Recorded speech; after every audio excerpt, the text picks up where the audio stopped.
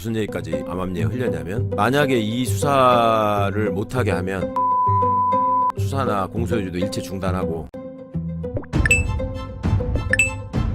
최강욱 전 의원이 중요한 부분을 폭로했는데 지금 커뮤니티에서 큰 화제입니다. 문통이 이 부분을 뼈저리게 후회한 이유가 있군요. 충격적 영상 보시고 이어가 보겠습니다. 윤석열이가 이제 조국 수석의 후임으로 온 김조원 민정수석에게 그 절대 하지 않던 전화를 걸어가지고 민정수석에게 호통을 치는 사태가 생기죠. 민정수석에게 오밤중에 전화를 걸어가지고, 당연히 근데 민정수석이 원래 부임을 하면은 인사를 하고 뭐 이러는 게 예의잖아요. 공직에 있는 사람이. 그렇죠. 업무 관련자가 있고 민정수석이 또 연배가 위인데. 근데 전혀 그렇게 하지 않았거든요. 그러다가 어느 날 전화가 와가지고, 아니 내가 이렇게까지 했는데 지금 장관 후보로 계속 유지할 겁니까? 이런 식으로 하면 내가 사표 내겠다. 이렇게 일방적으로 얘기를 하고 전화를 끊어버린 거예요. 그때까지 김조원 민정수석은 대통령한테 정무적 부담을 덜어드려야 한다라는 생각이 되게 강했던 분이고, 조국 수석과 관련해서 조국 장관 후보자와 관련해서 그만 내리는 게 좋겠다라는 의견 쪽으로 많이 기울어져 있었던 상황이었어요. 그리고 그거를 결정하는 회의를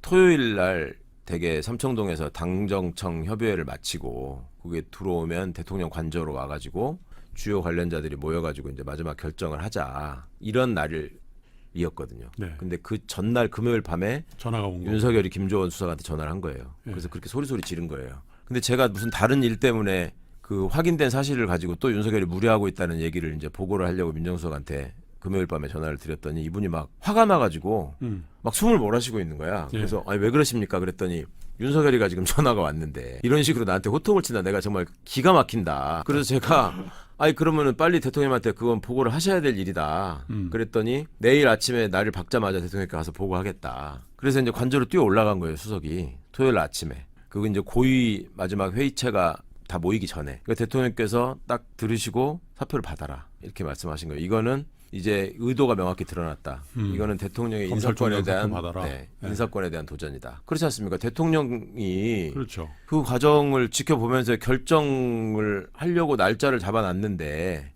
본인이 알았는지 몰랐는지는 모르겠으나 그거를 대통령의 수석비서관한테 전화를 걸어가지고 호통을 치는, 내가, 그리고 워딩도 내가 이렇게까지 했는데 당신들이 고집을 부리느냐, 내가 그러면 그만두겠다라는 말을 한 거잖아요.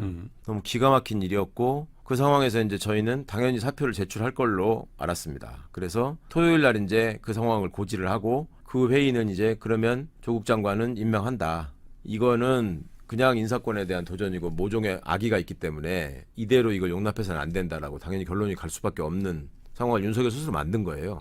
일요일 날 박경철 비서관이 사표를 받으러 갑니다. 그래서 월요일 날 저희가 출근을 했는데 아침 회의 때 사표를 들고 왔는 줄 알았어요. 그 수석이 사표 가져왔냐? 그러니까 아니 뭐 그냥 홧김에 한 말이었고 안 낸답니다.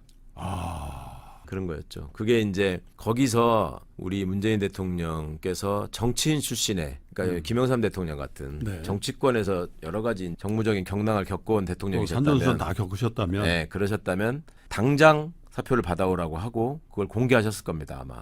그런데 문재인 대통령은 굉장히 신중하신 분이고 법조인으로서 어떤 이런 박근혜 정부가 망가뜨린 거를 시스템을 반드시 다시 돌아가게 해야 된다라는 생각이 되게 강하셨어요. 그 임기를 가진 공무원은 임기를 보장해줘야 된다.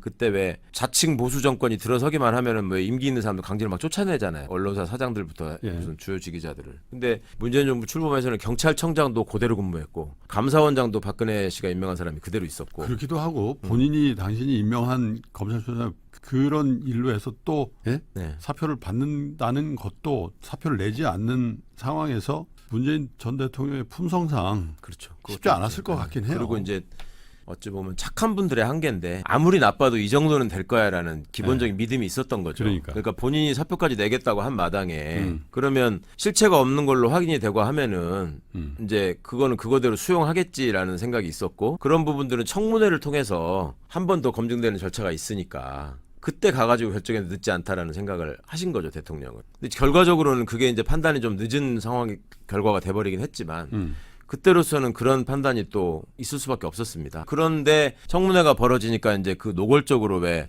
검찰과 정보를 공유하면서 후보자를 협박하는 상황이 생겼잖아요. 예. 부인이 기소되면 어떡할 거냐 뭐 이런 얘기들을 막 계속 하지 않습니까?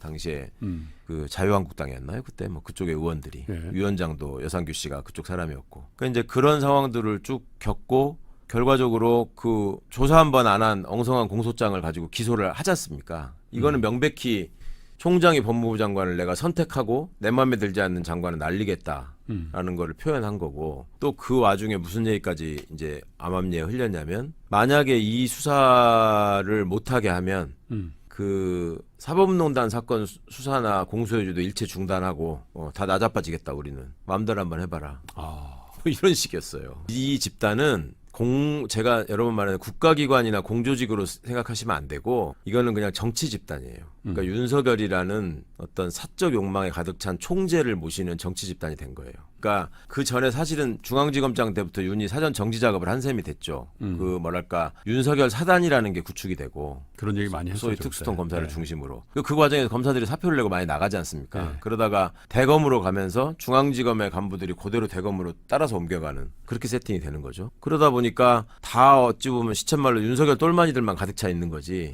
그거를 견제하거나 제어할 수 있는 사람이 없는 거예요. 그리고 윤석열은 국민들이 윤석열에 대해서 당시까지만 해도 영웅시하는 분위기가 여전했기 때문에 그거를 등에 업고 나를 건드릴 수 있어? 이런 게 있었던 거죠. 당시에 그 사모펀드를 운영했던 조모 씨라는 그 조국 대표의 오촌 조카, 네. 거기가 그 근원이잖아요. 그 사람과 관련한 형사사건이 먼저 진행됐거든요. 거기서 이거는 전혀 권력형 비리가 아니다라고 판결문에 명시가 됐죠. 네. 그리고 구성이나 이런 거를 봐도 당시에 언론이 의혹을 제기했던 거는 그 펀드가 투자했던 대상이 뭐 전국의 가로등을 바꾼다더니 뭐 이런 거였잖아요. 그래가지고 수익을 내서 조국의 대선 자금을 만들기 위한 펀드였다, 뭐 이런 식으로 보도를 했었단 말이에요, 당시에. 예. 전혀 하나도 실체가 드러나지 않았고 말도 안 되는 소리였다라는 게, 그거는 조국 장관 사건, 정경심 교수 사건, 그 조모 씨 사모펀드 운용자 사건에서 다 공통적으로 확립된 사실관계 확정이죠. 네, 결국 이 성공으로 대통령이 되었지만 이제 윤석열은 평생 빵에서 나올 수 없는 비참한 삶을 살게 되었습니다. 현재 내란 속에 윤석열은 출석을 거부하며 드러눕고, 권력 실세 김건희도 진술을 거부하며 두 사람 모두 버티기 작전에 돌입했습니다. 국민의힘도 예외는 아니었습니다. 아직도 윤석열, 김건희의 꼭두각시로 윤 어게인 외치기에 바쁜 국민의힘의 지금 행태는 일제에 부역했던 친일파들의 발버둥이나 마찬가지로 보일 지경입니다. 특검은 이미 윤석열, 김건희 정권의 국정농단과 불법 계엄의 실체를 하나씩 밝혀내고 있습니다. 범죄 집단으로 전락한 국민의힘이 아무리 수사 방해를 가해도 결국 진실은 드러날 것입니다. 그리고 결국 국짐은 대선 선거 비용을 토하고 차후 분당이 될 것입니다. 그들이 더 처절하게 무너지길 간절하게 바라며, 어날바는 내일도 최선을 다하겠습니다. 여러분 고맙습니다.